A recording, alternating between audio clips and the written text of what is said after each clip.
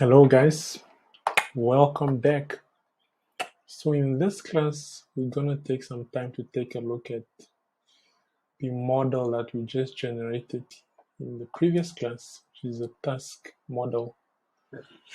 And like I said, the model basically is a representation of the table.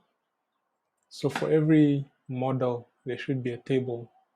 Generally, there is a table and also a migration to map the two, the model and the table. And actually with Laravel, you don't need to do so much work. Now, all the binding or table model binding is already done for you through the model class that is extended by each model that you create. So first of all, we're gonna start with this property called fillable. And the fillable property basically allows you to mass assign fields whenever you create a new task. These are the fields that you want to be able to populate at that point. And why you need this option is for security reasons. There could be some other fields that you don't want to just assign or populate at creation. Maybe you want it to be populated at some point. Yeah, so that's basically why you need this field.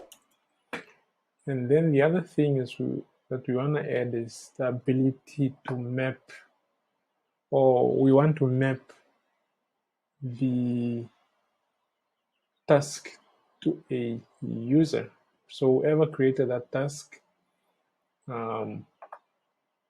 we want their ID to be represented in the tasks table. If you go back to the tasks migration, you see that we have this user ID here.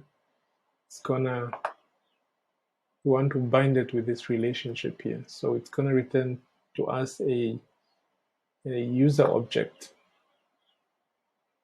Yeah, that's about it for task models. And then we also want to go into the user model. So the user model is already the fillable property filled out. These are the properties as well, the hidden, some fields you might want to hide for some reason. It's also the casts, some fields you want to cast to different data types. So that's what that is for. But for the user model, we also want to represent the tasks relationship for this user. So we want to be able to view this user's tasks that they've created over time. That's why we're going to bring in this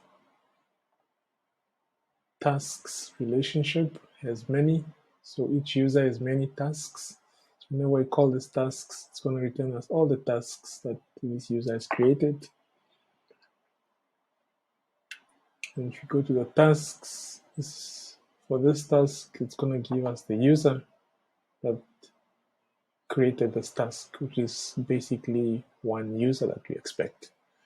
Yeah, that's about it with regards to models.